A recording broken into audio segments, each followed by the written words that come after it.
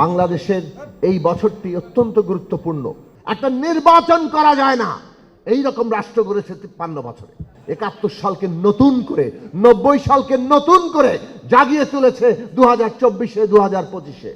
53 বছর পরে আমরা নতুন আসাদকে দেখেছি, আবু সাঈদ, যিনি 2 হাত প্রসারিত করে স্বৈরাচারী ফ্যাসিস্ট সরকারের গুলির মুখের সামনে দাঁড়িয়েছেন।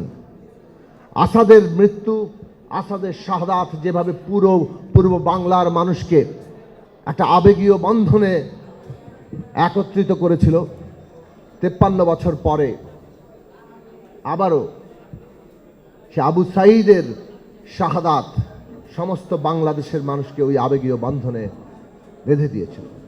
মাঝখানে 90 সাল গিয়েছে। 90-এর গণ অভ্যুত্থানে আমরা দেখেছি কিভাবে নূর হোসেন কিংবা জিহাদ যখন শাহাদাত বরণ করেন, পুরো ছাত্র সমাজ এক নতুন আবেগীয় বন্ধনে যুক্ত হয়, সর্বদলীয় ছাত্র সংগ্রাম পরিষদ গঠিত হয়।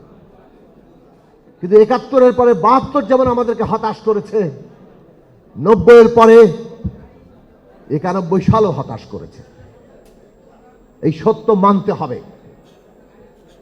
এই সত্য আমাদের ইতিহাসের বাস্তব, যে বাংলাদেশের মানুষের কাঙ্ক্ষিত যে গণতান্ত্রিক রাষ্ট্র সেটা প্রতিষ্ঠিত হয়নি। একটা নির্বাচন করতে পারি না, দেশে একটা নির্বাচন করা যায় না, এই রকম রাষ্ট্র গড়েছে 53 বছরে। এত মানুষের আত্মত্যাগ। আজকে আবু সাঈদ এবং এই হাজার শত যে আত্মদান, হাজার হাজার তরুণরা তাদের অঙ্গহানি ঘটেছে, চক্ষু হারিয়েছে, তাদের আত্মদান যেন আবারও বেহাত না হয়, আবারও তাদের আত্মদান যেন ব্যর্থ না হয়ে যায়। বাংলাদেশ একটা গণতান্ত্রিক রাষ্ট্র হবে। এইবার অনেক সুস্পষ্টভাবে সেই লক্ষ্যকে একটা রাজনৈতিক কর্মসূচিতে পরিণত করা হয়েছে। বিএনপির মতো বড় দল যারা এই রাষ্ট্র ক্ষমতায় ছিল, এই রাষ্ট্র ক্ষমতার যত দোষগুণ তার অংশীদার বিএনপিও, তারাও এই রাষ্ট্র ব্যবস্থা বদলাতে হবে এই সিদ্ধান্ত এবং এই কর্মসূচি সামনে রেখেছে। কাজেই এইটা বাংলাদেশের জন্য একটা ঐতিহাসিক মুহূর্ত। আজকে বাংলাদেশের সমস্ত মানুষের সচেতন হওয়া দরকার। আমরা 31 দফা যুগপৎ আন্দোলনে দিয়েছি, রাষ্ট্র ব্যবস্থাকে গণতান্ত্রিক করতে হবে। অভ্যুত্থান 31 দফার চাইতে আরো বেশি কিছু চায়। এত আত্মত্যাগ 71 সালকে নতুন করে, 90 সালকে নতুন করে জাগিয়ে তুলেছে 2024-এ, 2025-এ। এবং সেই জাগিয়ে তোলার জায়গা আজকে আমাদের সমস্ত রাজনৈতিক শক্তির সামনে চ্যালেঞ্জ।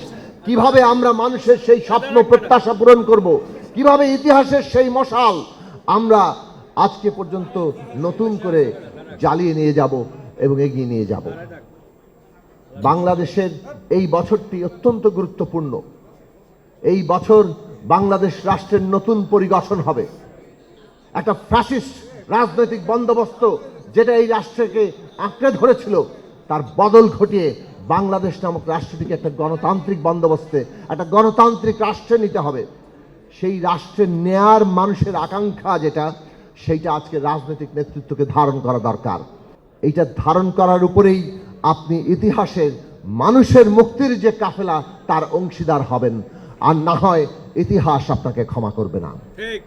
আজকে বর্তমান অন্তর্বর্তী সরকারকে বলবো, আপনারা ইতিহাসের এমন একটা সন্ধিক্ষণে দায়িত্ব নিয়েছেন, যেই সন্ধিক্ষণে আমাদের দেশের রাষ্ট্রের নতুন পরিগঠনকে সম্পন্ন করা, তাকে সহায়তা করা, এগিয়ে নিয়ে যাওয়ার দায়িত্ব সমস্ত স্টেক হোল্ডারকে, সমস্ত অংশীদারদেরকে একত্রিত করে ঐক্যবদ্ধ রেখে ন্যূনতম জাতীয় ঐক্যমত্যের ভিত্তিতে এই রাষ্ট্রের গণতান্ত্রিক রূপান্তরের কাজটি আপনাদের সম্পন্ন করতে হবে।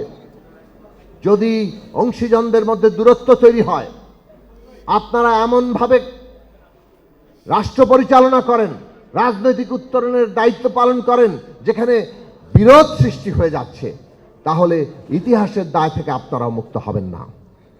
কাজে অন্তর্বর্তী সরকারের অত্যন্ত সতর্কভাবে এই রাষ্ট্র পরিচালনা, এই ঐতিহাসিক মুহূর্তে আপনাদের দায়িত্ব পালন করতে হবে, যাতে রাজনৈতিক দল, শিক্ষার্থী এবং সকল শ্রেণী পেশা মানুষের যে অংশীজনেরা আছেন তাদের মধ্যে কোনো রকম দূরত্ব সৃষ্টি না হয়, তাদের মধ্যে ন্যূনতম জাতীয় ঐক্যের মধ্য দিয়ে আমরা এই রাষ্ট্রকে গণতান্ত্রিক এবং আকাঙ্ক্ষিত জায়গায় নিয়ে যেতে পারি।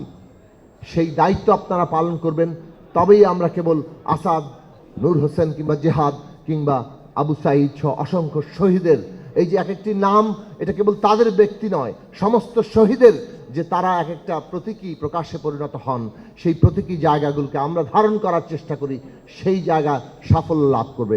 বাংলাদেশের মানুষের ওই যে গণমানুষের ওই যে মহাকালের কাফেলা, সেইটা বহাল থাকবে। তাকে দাবিয়ে রাখতে চাইলেও দাবিয়ে থাকবে না।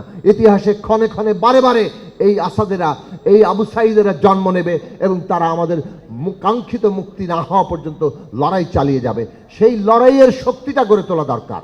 আসাদের স্বপ্ন ব্যর্থ হওয়া, জেহাদের স্বপ্ন ব্যর্থ হওয়ার সাথে বাংলাদেশে গণতান্ত্রিক রাজনৈতিক শক্তি গড়ে না ওঠারও একটা সম্পর্ক রয়েছে। আজকের বাংলাদেশ দাবি করে বাংলাদেশে একটা সত্যিকার গণতান্ত্রিক রাজনৈতিক শক্তি গড়ে ওঠার।